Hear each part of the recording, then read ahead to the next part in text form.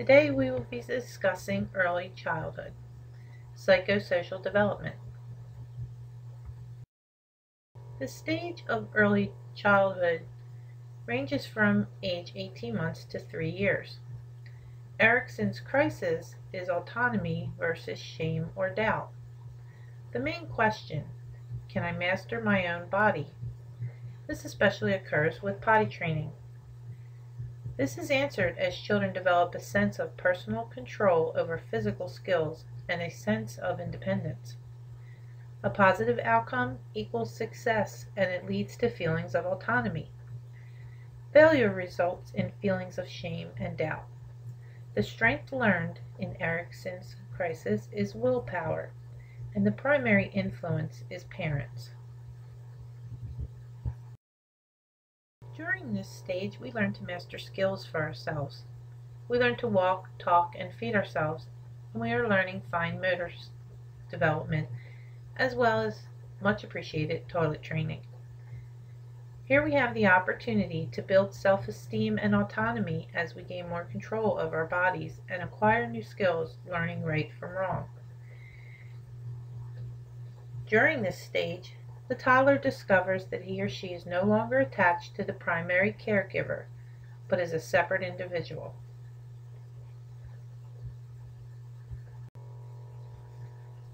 A toddler's autonomous behavior is a way for forming their own identity away from the caregiver. It is also during this stage, however, that we can be very vulnerable. If we're shamed in the process of toilet training, or in learning other important skills, we may feel great shame and doubt of our capabilities, and suffer low self-esteem as a result. The strong will of a toddler may cause conflict between parent and child. Parents who are too assertive and too demanding may find themselves in a power struggle with their child. Autonomy is gained for the toddler when given reasonable choices and proper guidance from the caregiver. From birth, parents and children affect each other bidirectionally. As such, they construct their relationship based on a variety of variables such as personality, socioeconomic status, and education.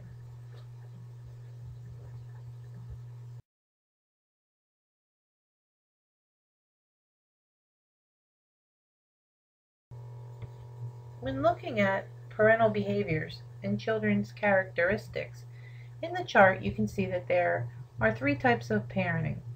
There is authoritarian, there's authoritative, and permissive.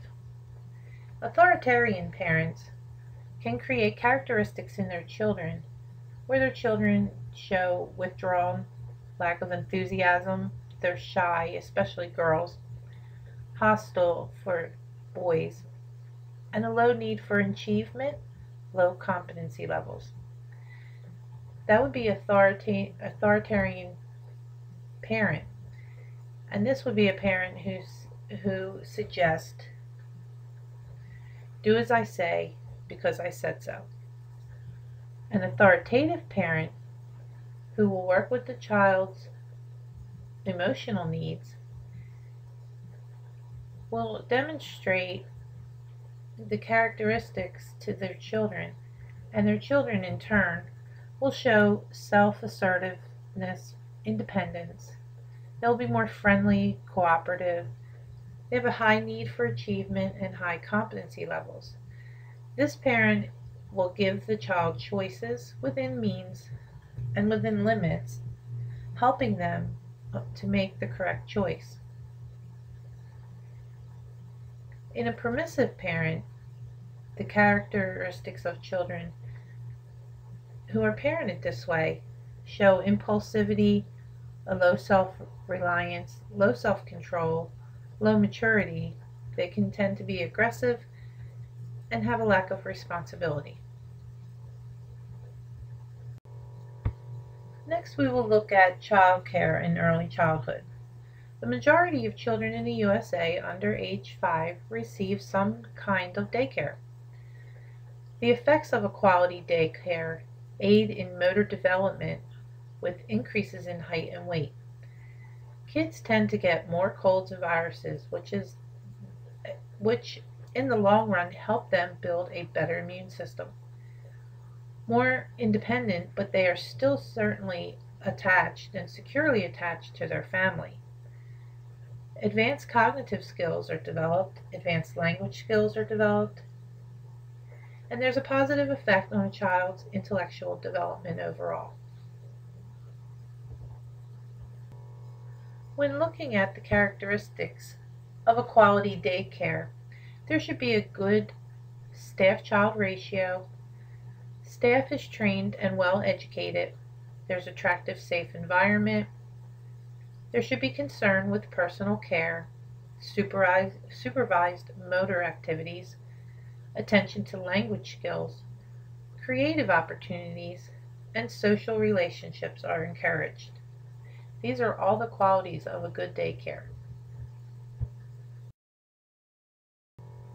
Play in early childhood is an activity that is engaged in for the sheer enjoyment of it. There are several kinds of play. There's unoccupied play, and this is when children observe other children playing. Solitary play is children playing by themselves. Onlooker play is when a child watches others play and call out suggestions and encouragement. Parallel play is when children play beside one another but not with one another. Associative play is a child who plays with others but is more interested in the social interaction. And then there is cooperative play. Children play with others and are actively working towards a goal. Please take a moment to review the chart on the types of play. Some of the benefits of play are learning to engage in wishful thinking. Play also relieves stress and pressure. It builds self-esteem. And children learn to interact socially. This gives them an outlet for painful feelings. Next, we will look at Richard Lerner's theory of developmental contextualism. All of our characteristics, sociological as well as biological, function by reciprocal interaction with the environment, which is the context. In the environment, there is a physical setting, which is your home, classroom, and workplace. Social influences, family, peers, and significant others, and personal characteristics, appearance, temperament, and language fluency. And there is also the influence of time. The longer we're alive, the more changes we experience.